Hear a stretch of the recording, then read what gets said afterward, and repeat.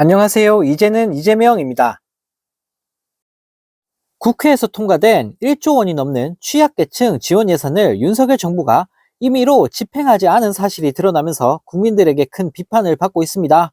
지난해 56조 원이 넘는 세수 펑크로 나라 살림이 박살이 나자 취약계층 지원에 필수적인 예산마저 지출을 줄인 것 아니냐는 지적이 쏟아져 나오고 있는데요. 네, 기획재정부 자료를 보면 지난해 예산안 중 기금 간 거래액 및 예비비, 지방교부금, 교부세를 제외하고 정부의 사업 단위 불용액이 가장 큰 사업은 기초생활보장제도 중 하나인 의료급여라고 하는데, 네, 불용 규모가 무려 7천억 원에 달한다고 합니다. 네, 여기서 불용액은 국회에서 확정된 예산 중 정부가 쓰지 않은 돈을 말하는데요. 네, 또 고령층에 지급되는 기초연금 지원 예산 불용액도 무려 3,306억 원이었다고 합니다. 의료급여와 기초연금만 합쳐도 1조 원이 넘는데, 네, 이런 취약계층 지원 예산을 윤석열 정부가 전혀 사용하지 않은 셈인데요. 네, 이 같은 사실이 알려지자 시민단체들은 의료급여와 기초연금은 의무 지출의 성격이 강한데 저렇게 불용액이 많이 나온다는 건 이해하기 어려운 일이라며 정부를 비판하고 있다고 합니다.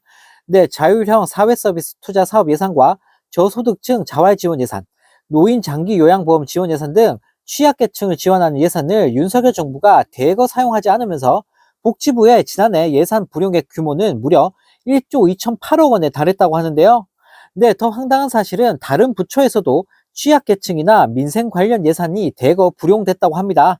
네, 국방부의 경우 군인 인건비와 장병 복지 지원 예산, 그리고 군시설 개선 예산, 군 급식비 등 장병 생활과 관련 예산을 무려 5천억 원 이상 쓰지 않았다고 하는데요. 또 고용노동부는 국민취업지원제도와 사회보험 사각지대 해소, 청년 내일 채용 공제 등 고용 취약계층을 지원하는 것마저 사용하지 않은 예산들이 넘쳐난다고 합니다. 윤 대통령은 또 최근 국가장학금 지원 대상을 대폭 확대하겠다고 외쳐댔지만 당장 지난해 교육부의 맞춤형 국가장학금 지원 예산은 계획보다 1,000억 원 이상 덜 투입이 됐다고 하는데요. 네, 정말 어이가 없습니다. 본인 해외 나갈 때는 아주 돈 펑펑 쓰더니 취약계층한테 쓰라고 준 돈은 왜 안 쓰고 있는지 모르겠는데요.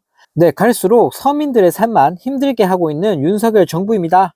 네, 이런 가운데 윤석열 정부의 대미 대일 저자세 굴욕 외교가 의심되는 사건이 또다시 벌어지면서 우리 국민들을 열받게 만들고 있습니다.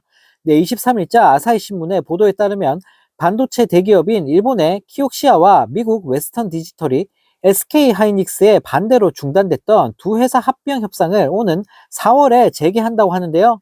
네, 그런데 두 회사의 합병을 반대했던 SK를 설득하는데 윤석열 정부가 나선 것으로 전해지면서 국민들로부터 조롱을 받고 있습니다.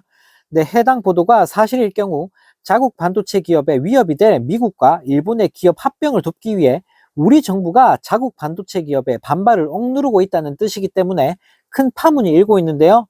네, 5분기 연속 적자를 낸 일본의 키옥시아는 회사 재건을 위해 미국 웨스턴 디지털과 합병을 목표로 하고 있다고 합니다. 네, SK 하이닉스는 지난 2018년 일본 키옥시아에 약 4조 원을 간접 투자한 상태여서 지분 매각 등에 대해선 의견을 낼 권한이 있다고 합니다. 네, 일본과 베인캐피털 쪽에선 양기업의 합병에 반대하는 SK 하이닉스를 설득하는 것이 최대 과제라고 하는데요. 네, 현재 논란이 되고 있는 아사히 보도를 보면 SK를 설득하는데 미국과 일본은 물론 윤석열 정부가 적극적으로 개입을 하고 있다고 합니다. 네, 아사히 신문은 베인캐피털 내부에서는 정치적 압박을 가하면 SK가 납득할 것이라는 낙관적인 시각도 있었던 것 같다고 강조했다고 하는데요. 네, 해당 보도를 인용 보도한 한겨레는 정치적 압박을 한미일 정부 차원의 대응을 말한 것으로 추정하고 있습니다. 네, 왜냐하면 베이캐피털 간부가 인터뷰에서 니시무라 야스토시 경제산업상, 지나 러몬도 미국 상무장관, 한국 정부 등 관계자 일동이 혈안이 돼 설득했지만 SK가 고개를 끄덕이지 않았다라고 밝혔기 때문인데요. 네, 만약 아사히 신문의 보도 내용이 사실일 경우 이는 엄청난 파장이 일어날 수밖에 없는데 우리 정부가 타국 기업과 국가를 위해 자국 기업을 압박했다는 뜻이 되기 때문입니다.